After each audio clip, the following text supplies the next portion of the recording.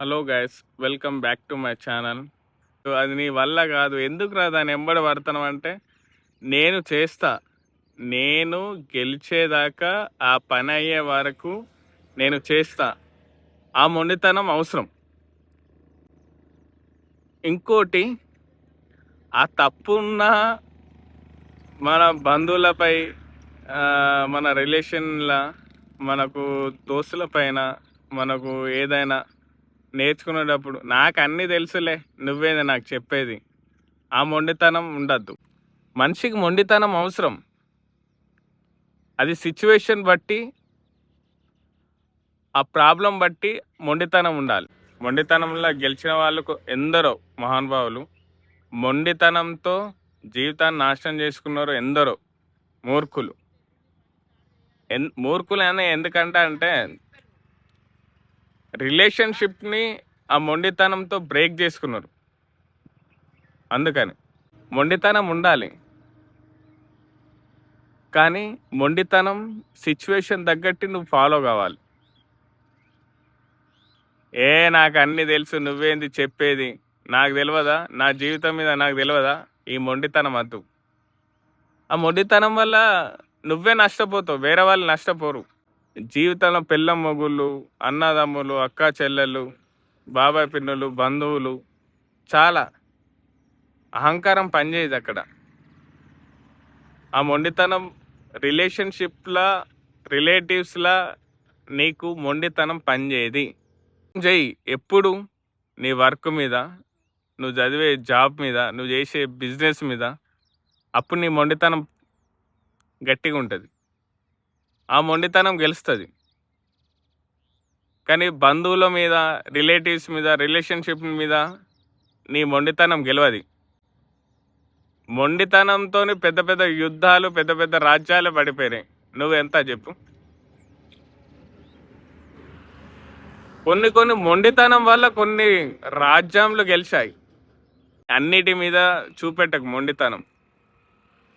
మొండితనం ఎంత మంచిదో, మొండితనం జీవితం కూడా అంత నాశనం చేస్తుంది. మొండితనం లాభాలంటే, నువ్వు ఇది చెయ్యలేవు, ఇది నీతో కాదు, ఇది ఎందుకు పెడుతున్నావు, ఇది నష్టపోతావు అని ఉంటాడు చూసిందా.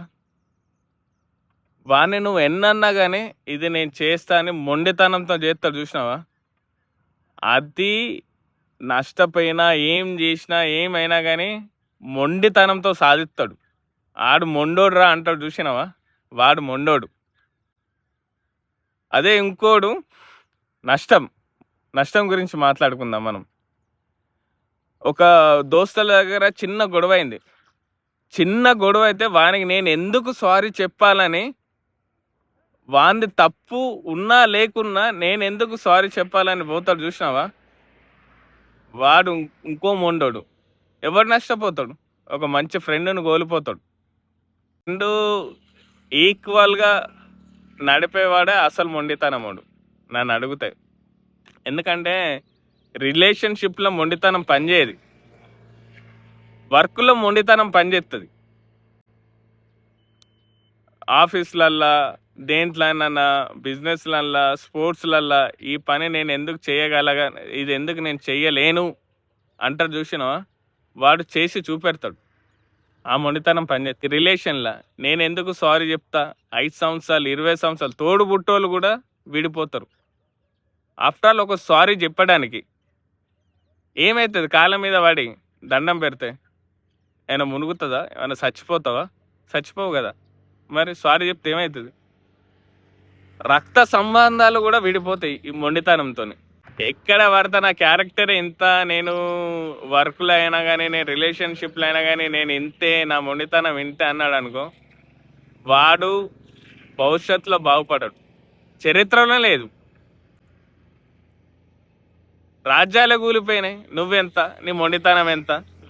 ప్రభుత్వాలే పడిపోయినాయి, నువ్వెంత, నీ మొండితనం ఎంత? చెప్పు. నీకు అంత మొండితనం ఉంటే పని మీద చూపెట్టు, బంధాల మీద కాదు. మీ మొండితనంతో బంధాలను తెగొట్టుకట్టకండి.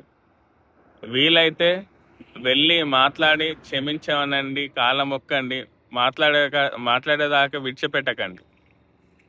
అంతేగాని మీ మొండితనంతో బంధాలను తెగగొట్టుకోకండి. బంధాలను తెగగొట్టుకున్నారనుకో మళ్ళీ పుడతామో లేదో తెలియదు.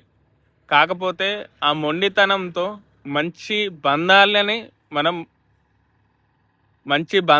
మనం విడదీసుకున్నట్టు అవుతుంది. ఆ బంధం దొరుకుతుందో లేదో తెలియదు, మళ్ళీ పుడతామో లేదో తెలియదు. ఆ మొండితనం వల్ల మనం చాలా కోల్పోతాం జీవితంలో. మొండితనానికి ఒక అర్థం ఉంచండి. మీ పట్టుదలతో, మీ మొండితనంతో బంధాలను విడగొట్టుకోకండి. మొండితనం చూపెట్టండి, ఎక్కడ మీ పనిలో మొండితనం చూపెట్టండి, ఎక్కడ చూపించే కాడ. మొండితనంతో అలాగే ఉన్నానుకో మీ అంత మూర్ఖులు ఎవరు లేరు. ఆ మొండితనానికి పర్ఫెక్ట్గా మీరే సెట్ అవుతారు. నువ్వు ఏదైనా వర్క్ చేస్తే, నువ్వు ఏదైనా కానీ, ఎగ్జామ్ అయినా కానీ, జాబే కానీ, ఏదైనా కానీ మొండితనంతో చెయ్యి, మధ్యలో విడిచిపెట్టకండి. ఎందుకంటే ఆ పని చేస్తేనే మీకు ఒక వాల్యూ వస్తుంది, ఒక విలువ వస్తుంది. మొండితనంతో చేయండి. ఎవ్వరు ఏమన్నా కానీ, 10 మంది అనని, కన్న తల్లి అనని, ఎవ్వరనని, కానీ ఆ పని చేసి చూపెట్టు. ఒక్కసారి నువ్వు మొండితనంతో నిరూపించినవు అనుకో, ఒక నమ్మకం వస్తుంది. ఇది ఏదైనా కానీ పట్టు పడతాడు, చూసిన వారు ఉడుము పట్టు అంటారు. ఉడుము తీరు పట్టు పడితే విడిచిపెట్టడు ఆ పని అయ్యేదాకా. అలా ఆ పని అయ్యేదాకా విడిచిపెట్టకండి.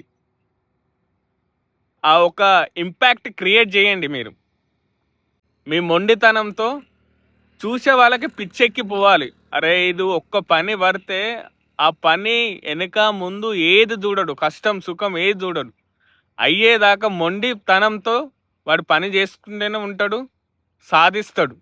ఉడుములాగా ఇట్లా పట్టుకుంటే విడిచిపెట్టకండి. బంధాల మీదకి వెళ్ళకండి. బంధాలు మొండితనంతో గెలవలేం. ఇకనైనా ఈ వీడియో చూసి ఆ మొండితనం బంధాల మీద రుద్దకండి. వీడియోతో కలుసుకుందాం వేరే టాపిక్తో. మీకు ఇట్లా వేరే టాపిక్ ఏదైనా టాపిక్ కావాలనుకుంటే మీరు నాకు కామెంట్ చేయొచ్చు, షేర్ చేసుకోండి, లైక్ చేయండి. ఇంకా ఎన్నో మీకు ఇలాంటి వీడియోలు కావాలనుకుంటే మన ఛానల్ని సబ్స్క్రైబ్ చేసుకోండి. ముందు ముందు ఇంకెన్నో వీడియోలు వస్తాయి. ఎవరికన్నా ఇది ఇన్ఫర్మేషన్ లాగా కావాలి అనిపిస్తే వాళ్ళకి షేర్ చేయండి, వాళ్ళు కూడా చూసి నేర్చుకుంటారు. Bye bye. నెక్స్ట్ వీడియోలో వెళ్దాం. Bye bye.